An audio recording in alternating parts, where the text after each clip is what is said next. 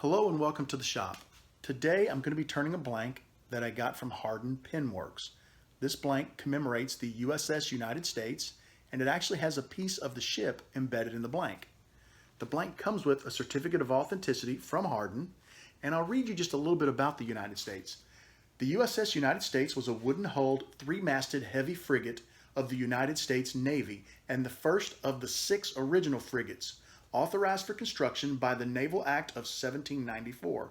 Joshua Humphreys designed the frigates to be the young Navy's capital ships, and so United States and her sisters were larger and more heavily armed and built than standard frigates of the period. She was built at Humphreys Shipyard in Philadelphia, Pennsylvania, and launched on May 10, 1797. She immediately began duties with her newly formed United States Navy, protecting America's merchant shipping during the quasi-war with France. In 1861, United States was in port at Norfolk and was seized by the Virginia Navy and Confederate Navy of the CSS United States, but was later scuttled by Confederate forces. Union forces raised the scuttled ship and retained control of the ship until she was broken up in 1865. So there's a little history about the blank. This is really a cool blank, and having a piece of the ship makes it even better. Now I'm going to be mating this to an Elegant Monarch crossband gunmetal and chrome kit, and the kit is from the Classic Nib.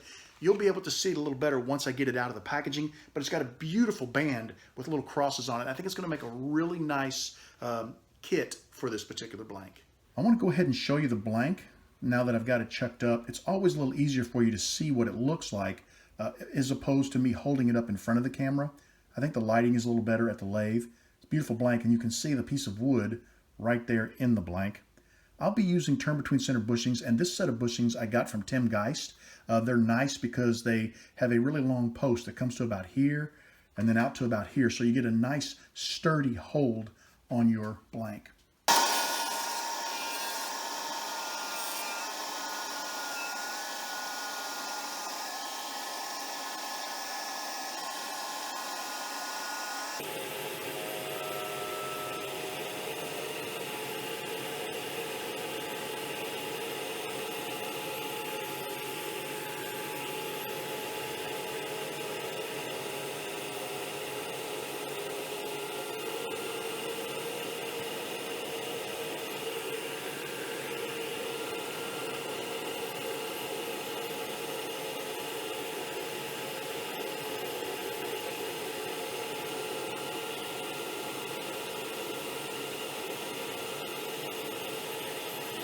I'm down to the bushings on both ends of the blank.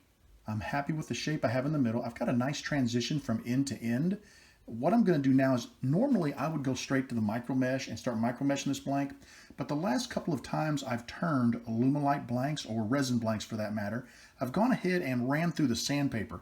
And what you'll notice is it feels really nice, but when you run through the first grid of sandpaper, just 1 or 2 swipes, you'll see some shiny areas versus some dull scratched up areas. Those shiny areas are the tool marks that are deeper than the surface, and you're just not feeling them. You can sort of feel them, but you're not feeling them all the way with your finger. So we're going to go ahead and hit this with some 120, and I'll show you what it looks like, and then we'll come back and finish off all the way out to 600 before we start using the micro mesh pads. I'm right around 1150 RPMs. I don't have my dust collector on because I don't plan to sand very long. I'm just going to hit this real quick, and notice these shiny areas. Those are tool marks. There's one there, one there. You can kind of see them across the blank.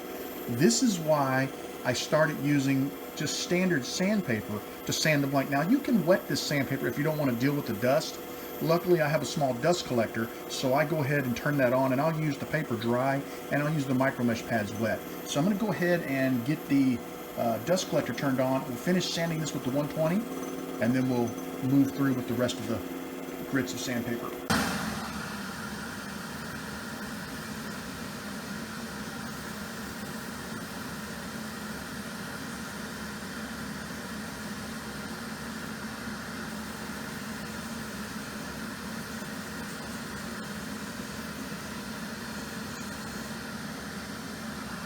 You can see now that I have a nice consistently scratched up blank, no shiny areas, so there are no tool marks, and it does feel different than it did right before I started sanding it.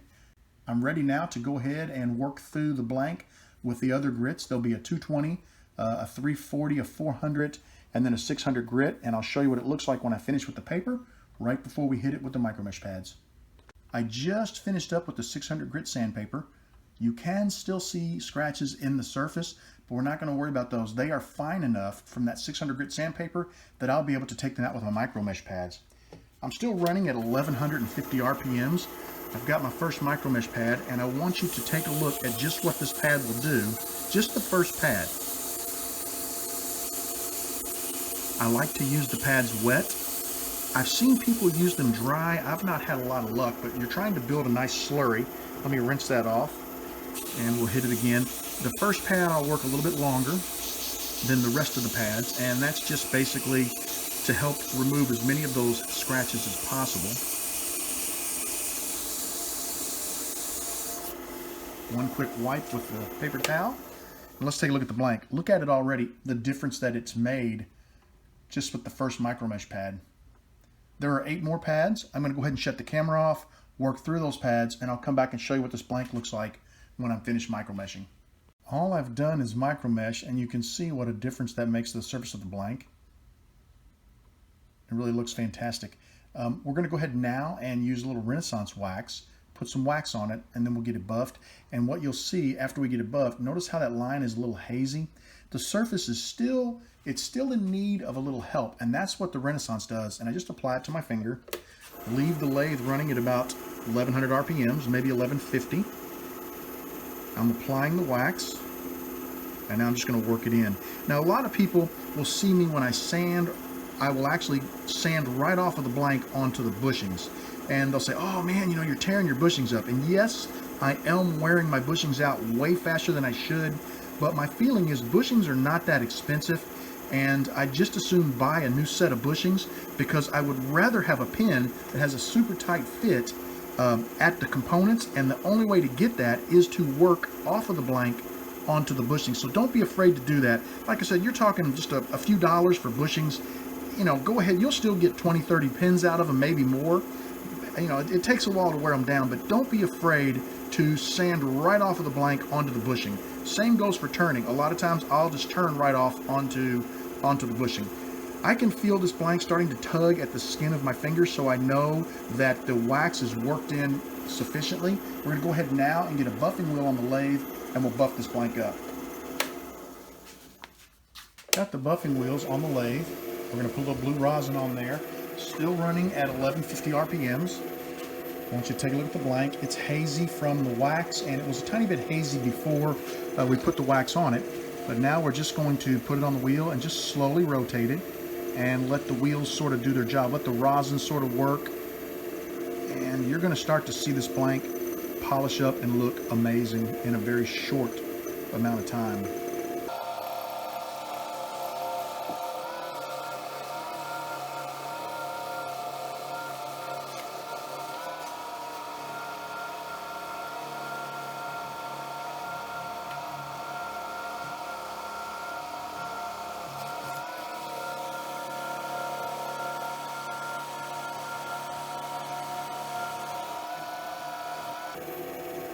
I want you to take a look at that, just how shiny that blank is. Look how the light reflects on the surface of the blank. That's beautiful. Let's get this over to the assembly bench and get it pressed into a kit. I'm ready to press the cap into the blank that I just turned. The cap will go on the back end, so I'm going to take one of the bushings that I used to turn the blank, and I'm going to slide it into the opposite end. We'll put our cap onto our blank, and we'll find the perfect spot for it. How about right here below USS United States? We'll put the assembly into the pin press.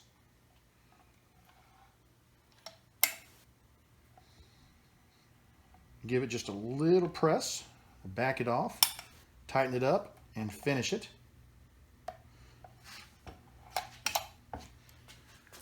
And now we've got the cap pressed into our pin, and we eliminated the possibility of damage on the opposite end. Where damage occurs is when you go to press this together, if you're at a little bit of an angle, the ram will actually crush the blank as opposed to pressing firmly against it.